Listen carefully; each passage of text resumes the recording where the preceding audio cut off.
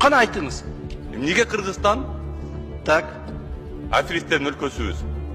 Аферисттер элдерден акчаны чогултат да отуруп алышат түрмөгө. Интернетте ачсаңыз, бул любой адам бүгүнкү күндө азыр деле мен ачып карап атам да. Мошенникке кирсеңиз эмне чыгат экен? Чыкпай отуруп алышат ошол жерде, соттошуп отура беришет чыргап коюпчу. Акырында по пробацию бул акчаны бере албайт экен деп чыгып кетет да. Акыйкатсыздык. Как будто Кыргызстан это страна мошенников и аферистов. Чоочун имараттарды атасына каттатып 2017-жылы Кримтөбөл Камчы Көлбаевдин уюшкан кылмыштуу тобунун мүчөсү Опуза менен Сосновка айылындагы бала бакча жана спорт залды ээлеп алган. Андан соң ал объектилерди атасынын жана агасынын атына каттатып койгону айтылды. УКМКдан бала бакча менен спорт залды ыктыярдуу мамлекетке кайтарып бергенин билдиришти.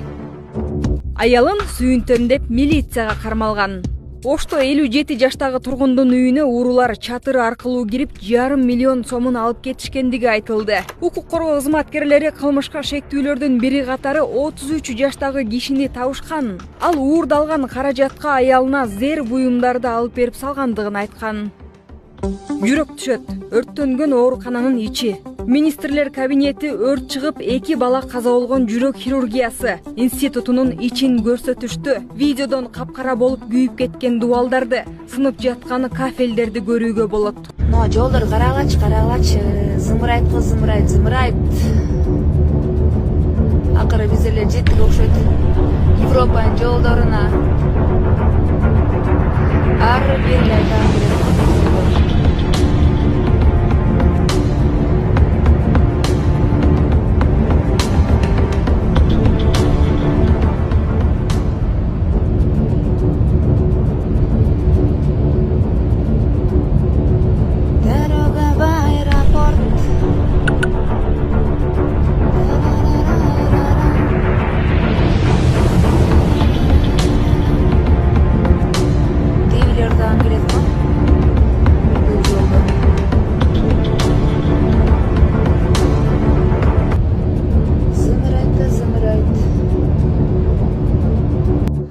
Qana aytыңыз.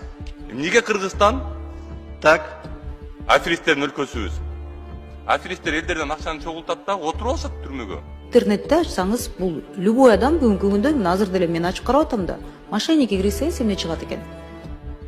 Чыкпай отуруп алышат ошол жерде, соттошуп отура беришет чыргап коюпчу. Акырында по пробацию бул акчаны бере албайт экен деп чыгып кетет да. Акыйкатсыздык. Как будто Кыргызстан это страна мошенников и аферистов.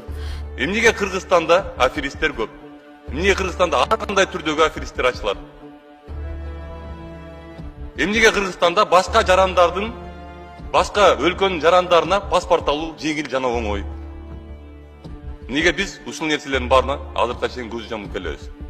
Биз жогорку кеңеш бияка келатканда эмне деп келебиз? Биз гарантпыз деп келебиз, туурабы? Биз гарантпыз. Биз силерге, жарандарга гарантия беребиз. Силер алданбайсыңар.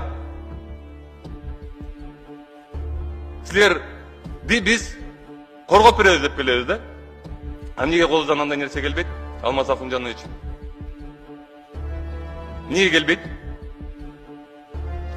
Мен силерге элементарный эле бир примерди ачып берейин. Бир биткоин, бир балекет деп ачыла баштаган бир аферисттерчи. Алар мындай казинодой болуп ачылат да, кооз кылып туруп мындай сонун кылып туруп ачышат. Офисине кирдим дагы, жалгыз бала, Алмаз Акунжанович. Офисине кирдим да, сразу мен аферисттер мындай эле көрүнөт. Офисине кирип туруп айттым, бир жума берем жабылгыла дедим. Жабылбадыбы? А эмнеге килейген өкмөт ошол нерсени кыла албайт? Изилдеп көргүлө, мына көбөлөрүңө күлүп атасыңар мөрдө. Изилдеп көргүлө, ачылган. 2022-жылы ачылган. Бир жумада жабылган. Билейген өкмөт ушунун баарын карай турган нерсе эмнеге ушундай нерселер кылып кое албайт? Ар бир өңөрдө, коллегалар, урматтуу, 90 депутатпыз бул жерде. Ар бир өңөрдө строй компанияга алданып калган тууганыңар бар. Таанышыңар бар. Ар бир өңөрдө. Мен баарынан сурап көрдүм. Баарында көчөдөгү кишилердин ар бир адамда тууганы бар экен. Бүт жерде ошондой, мына Шайырбек Кыдыршаевич мынакей, менин коллегам азыр мыйзам долбоорун жазып атат, электрондук тамектилер боюнча запрет кылалы деп. 2 жыл болду. Минздравдын артынан кууганыма. Жазып бергиле, бул обязательно мен жаза турган нерсе эмес. Бир иштетип көрөйүн дедим да. Жок, бүт отурушту. Анткени кыргыз элинин ден соолугу кимге керек? Жогорку кеңештин депутаттарына керек.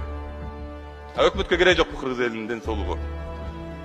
Өкмөт ушинтип кыргыз элин алдатып коюп, көчөдө калтырып коюп, дагы бир чогуу кылайын деп атам мен могу жазында. Марттын аягында